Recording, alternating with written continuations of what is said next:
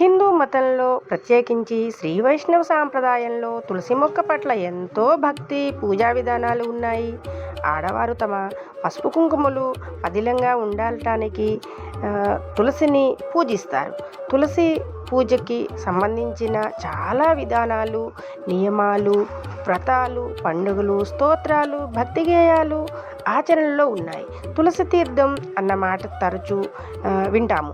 తులసి తీర్థము లేదా తులసి రసము భారతీయ సాంప్రదాయంలో ప్రముఖ స్థానాన్ని కలిగి ఉంది.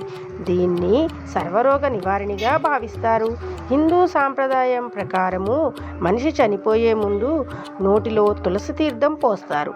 తులసి 24 గంటలు ప్రాణవాయువుని వదులుతూ ఉంటుంది.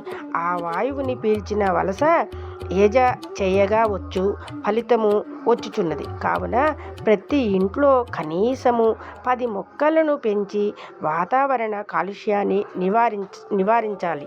ఆరోగ్యాన్ని రక్షించుకొని తులసి తీర్థం స్వీకరించాలి. ఇలాగనే త్రికాలమందు తులసిని సేవించిన అనేక చాంద్రాయణ వ్రతములను మిన్నగా శరీర శుద్ధియగును.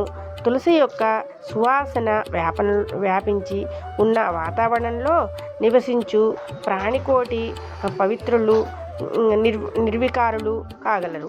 తులసి మొక్క ఉన్న చోట త్రిమూర్తులు మొదలగు సర్వదేవతలు నివసించురు.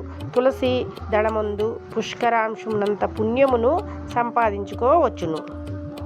జై శ్రీరామ్. జై జై శ్రీరామ్.